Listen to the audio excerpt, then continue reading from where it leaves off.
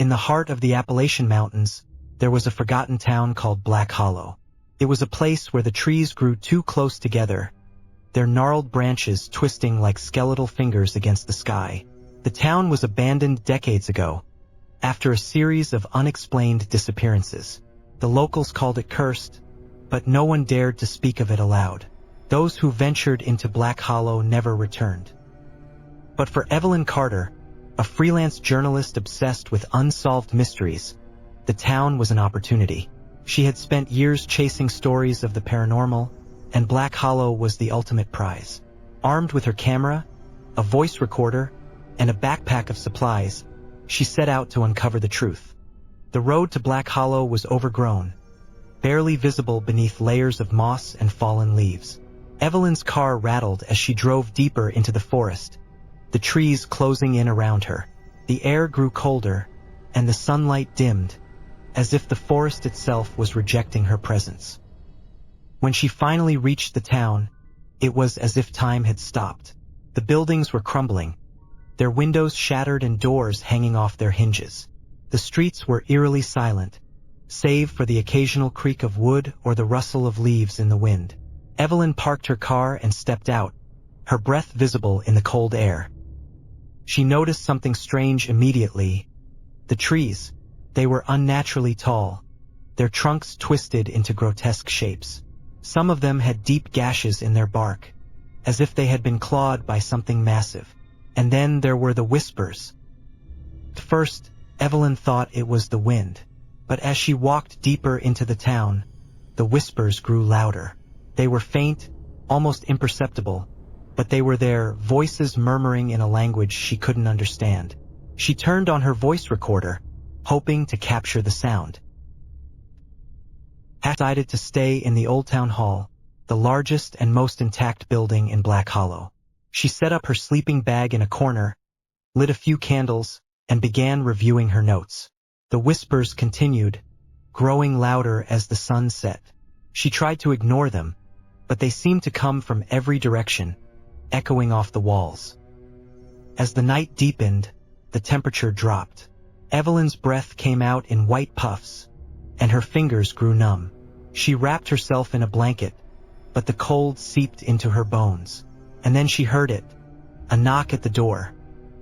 Her heart raced. She grabbed her flashlight and approached the door, her hand trembling as she turned the knob. When she opened it, there was no one there, just the empty street, bathed in moonlight. But something was different. The trees seemed closer now, their branches reaching toward the building. And the whispers, they were louder, more urgent. Evelyn slammed the door shut and locked it, her mind racing. Evelyn explored the town. She found old photographs in the abandoned houses, their faces scratched out. She discovered journals filled with frantic scribbles, most of them repeating the same phrase, "They're in the trees." As she walked, she noticed something else. Shadows. They moved when she wasn't looking, darting just out of sight. At first, she thought it was her imagination. But then she saw one clearly, a tall, humanoid figure standing at the edge of the forest.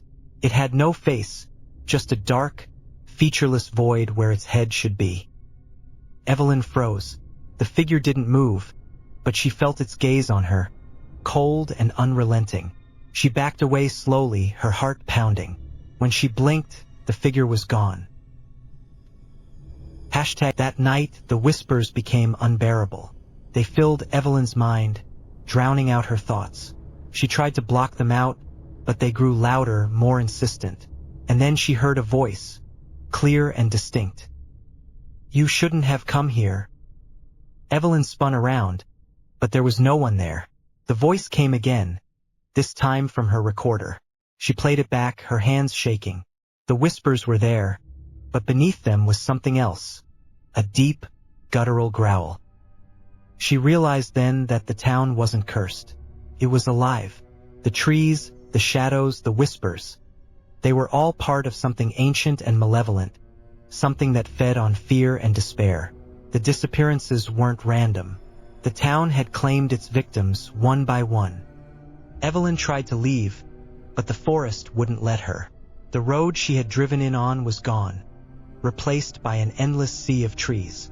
Her car wouldn't start, and her phone had no signal. She was trapped. As night fell, the shadows closed in.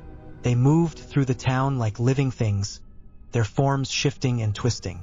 Evelyn barricaded herself in the town hall, but she knew it was only a matter of time. The whispers grew louder, filling her mind until she couldn't think.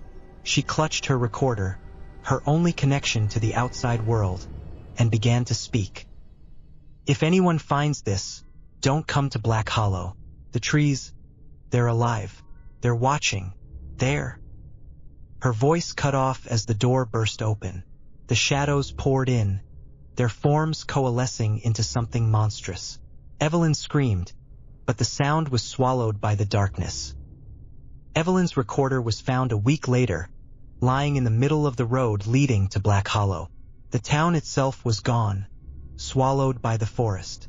The authorities dismissed it as a hoax, but those who listened to the recording knew the truth. The whispers were still there, faint but unmistakable. And at the very end, beneath Evelyn's final words, was something else, a low, guttural laugh. Black Hollow had claimed another victim.